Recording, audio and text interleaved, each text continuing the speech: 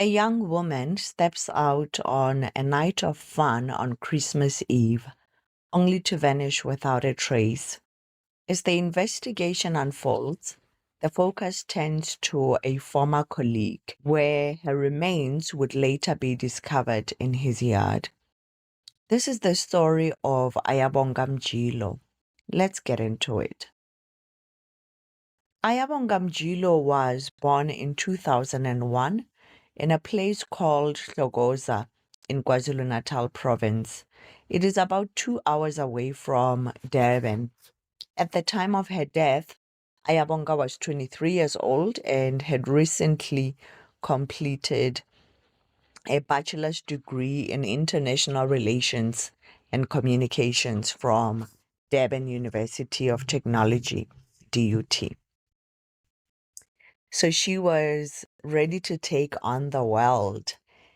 And Ayabonga was also a mother to a 4-year-old daughter, balancing her responsibilities with a desire to create a better life for herself and her daughter.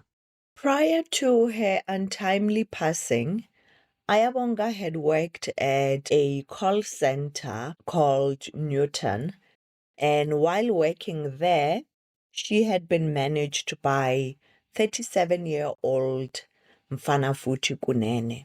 However, Ayabonga had left that work, and at the time of her death, she had been working at WebHelp. This is a different call center company.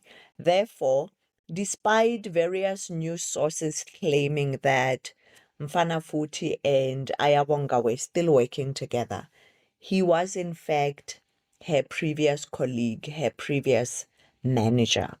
One of Ayabonga's friends, Asanda Shabani, described her as a bubbly, kind, talkative, and quite cheeky young lady who always had a very lively spirit. Her other friends and family also described her as someone that was full of life, with an infectious energy that could light up a room. On the evening of the 24th of December 2024, Ayabonga went out to enjoy the festive spirit of Christmas Eve. She started the evening at Florida Road in Durban, which is a lively area known for its restaurants and nightlife. Later, Ayabonga was seen at Capello in Umhlanga. That would be the last time that Ayabonga was seen alive. The following day, which was Christmas Day, Ayabonga did not return home, which raised eyebrows that where could she be that is so important that she cannot spend Christmas with her family and her daughter. They tried calling her on the phone and there was no answer. As the hours passed, her family grew more and more anxious. And the following day, on the 26th of December, they reported her missing to the police, but they also contacted various organizations to raise awareness about her disappearance, including on social media platforms. If you're intrigued by my storytelling, please remember to like this video. That ensures that it reaches more people. Also consider subscribing to this channel if you haven't yet. The investigation into Ayabonga's disappearance quickly focused on the details surrounding her last known whereabouts. Police reviewed CCTV footage from Capello, which revealed a chilling piece of evidence. At just after midnight on Christmas Day, at around 12 a.m., Ayabonga was seen getting into a silver vehicle with her former manager, Mfanafuthi Kunene, and leaving the restaurant. As the investigation continued, police learned from waitresses at Capello that Ayabonga had been involved in an argument with a man before she left the restaurant. In addition, Ayabonga's phone was also tracked, and her last known location was revealed to be a house in Amautana in Inanda outside Durban. And this was the breakthrough in the case. On the 4th of January 2025, police conducted a search of the property and made a chilling discovery. Ayabonga's remains were buried in a shallow grave in Mfanafuthi Kunene's yard. The news, as you can imagine, were devastating to her family and friends who had been hoping for a different outcome. Her family says they are traumatized and shocked at how she was killed. The most painful part was when we went to the mortuary and we couldn't locate the head because the body was decomposed. And as you can see, today the service was very short. It's a devastating matter, but we, as a family, in the end, will need justice to be.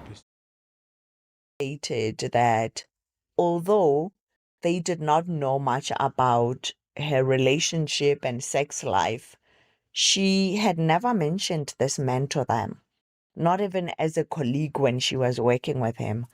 And they did not know how she could have ended up in his house and murdered in that way. Ayabonga's friend, whom I mentioned earlier, Asanda Shabane, also expressed her disbelief at the turn of events, also stating that as her friend and confidant, she did not know anything about the relationship between Ayabonga and this Mfanafuthi Kunene.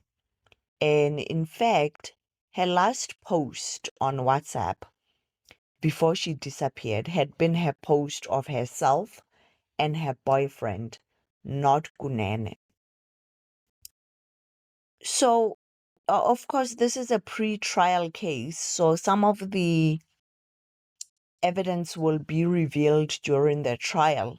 But this got me thinking, the waitresses at Capello stating that Ayabonga had been involved in an argument with a man before she left the restaurant. Could this be that she was maybe in an argument with her boyfriend and perhaps sought a lift from someone that she knew who was Mfanafuthi Kunene? Or could it be that she was having a secretive relationship with Kunene, and despite getting into an argument with him, she still went home with him because she would have trusted him? But it will be interesting to see what actually transpires, what evidence is presented, apart from the fact that the biggest piece of physical evidence, which unfortunately is the body of Ayabonga, was found on the property of the accused. But Ayabonga's family was left reeling from the loss. They described her as someone that was very loving to her daughter, who tried everything to give her daughter a better life. And her funeral was held at her hometown in Hlogozi. Earlier I said the name of the place was Hlogoza. It is actually Hlogozi, where her family, her friends, and community members gathered to say their final goodbyes. The KwaZulu-Natal Premier, Mr. Thamsanqa Ntuli, was also in attendance, and he gave a speech lamenting the state of gender-based violence in South Africa and femicide, particularly among Black people. Ayabonga's killer, Mfanafuthi Kunene, or accused killer, Once again, this is pre-trial, so he's still accused until proven guilty. He remains in custody. He had initially applied for bail, but later abandoned that bail application. But usually when an accused person abandons their bail, as I've seen with these cases, they abandon it because the lawyers want more time to put together a good application. So it doesn't mean he doesn't want to be out in society. It could just mean he's still going to apply again. And it remains, therefore, to be seen if he is going to apply for bail and what the outcome of that is going to be, as his trial date is not set yet, and it's unlikely to start now because this case is quite new. And that is it for today's case.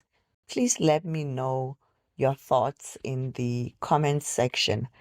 The comment section always generates such good debates about the state of crime and matters in our country.